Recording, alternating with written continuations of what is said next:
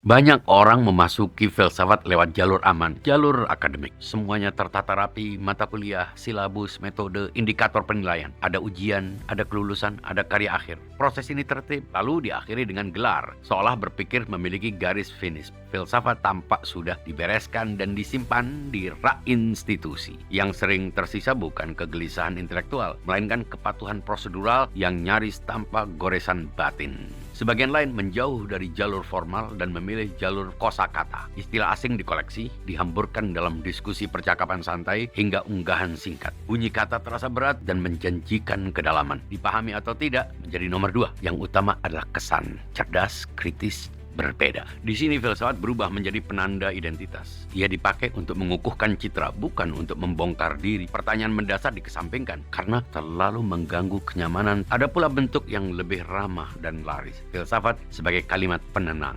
Dipilih yang singkat, menghibur, mudah dibagikan. Dicabut dari konteks dan ketegasan yang melahirkannya. Siapa yang mengucapkannya tak lagi penting. Yang penting terasa menguatkan. Dalam wujud ini, filsafat menjadi pengurang resah. Ia tidak menggugat, tidak merisaukan, dan tidak menuntut perubahan cara pandang. Pendekatan yang tampak lebih serius muncul saat filsafat diperlakukan sebagai metode. Ia melatih penalaran, membaca argumen, membongkar asumsi, dan mendeteksi kontradiksi. Filsafat bekerja dan berguna, namun seringkali berhenti sebagai alat bantu. Dipakai saat perlu, disimpan kembali setelah tugas selesai. Ia menjelaskan cara, tapi belum tentu mengubah arah. Efektif secara teknis, belum tentu menyentuh lapisan paling dasar pemahaman kita tentang kenyataan. Ada cara lain yang lebih sunyi dan tak menawarkan gengsi. Di sini filsafat menjadi dasar pandang terhadap realitas. Ia hadir sebelum pembagian disiplin, sebelum klaim kepastian. Ia menanyakan apa yang sungguh ada, bagaimana pengetahuan mungkin, dan atas dasar apa hidup dinilai bermakna. Pertanyaan-pertanyaan ini adalah fondasi. Darinya bobot seluruh bangunan pemahaman ditentukan. Dalam pengertian ini, filsafat menolak tergesa-gesa. Ia menunda kepastian agar asumsi paling dasar bisa diuji ulang. Ilmu pengetahuan, etika, politik, seni, bahkan agama memperoleh pijakan sejauh pertanyaan-pertanyaan ini dijawab dengan jujur. Kecanggihan berpikir mudah tampak meyakinkan, namun rapuh saat ditanya di mana ia berdiri. Filsafat semacam ini tidak ramah bagi pencari impresi.